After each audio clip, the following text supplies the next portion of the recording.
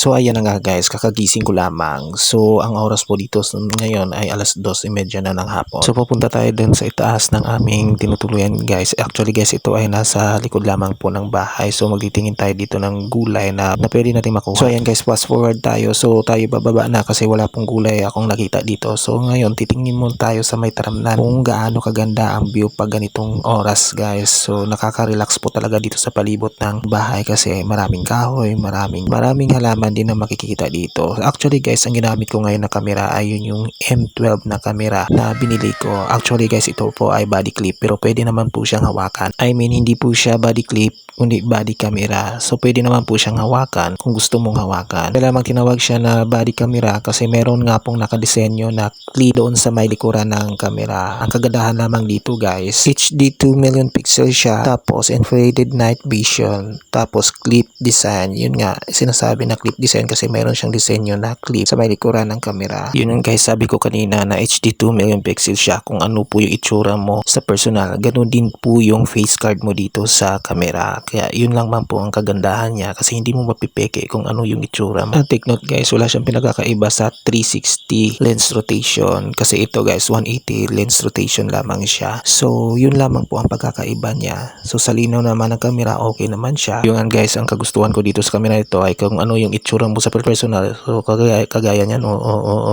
nakikita niyo yan. Kung ano yung itsura ko dyan sa camera, ganun na ganun talaga ang itsura ko sa personal. So ito guys, ay hindi naman to pagmamayabang. So binigyan ko lamang po kayo ng tip sa mga gustong mag-switch sa ganitong klase na camera. So ayan guys, magtitimpla muna tayo ng kape. At sa mga nagtatanong pala kung gaano kalaki ba o kahaba yung camera, actually guys, hindi siya ganong kalakihan. Actually, kasing laki lamang ng palad ko. So, pwede mo siyang ilagay sa mga bulsa. So, ayan na guys. Yan lang naman ay tip ko sa inyo kung gusto niya pong mag-switch sa mga ganitong camera. At isa pa, ginawa ko itong video na ito na gamit po yung M12 na camera natin kasi para maikita naman ng iba sa mga nagtatanong, lalo na po yung sa mga nagme-message sa akin sa Messenger kung maganda ba daw o kung malinaw ba yung camera. So, nakikita nyo naman guys sa video natin. At siya nga pala guys, sa mga nagtatanong kung bakit ko daw piniflex kung magkano yung earnings ko doon. Earnings ko dito sa Facebook. Actually guys, piniflex ko po yun para ma-inspired naman po yung ibang tao na wala namang ginagawa sa buhay. So inspired natin sila. So i-inspired natin sila na dumiskarte naman sa buhay. Kung tutuusin guys, napakaraming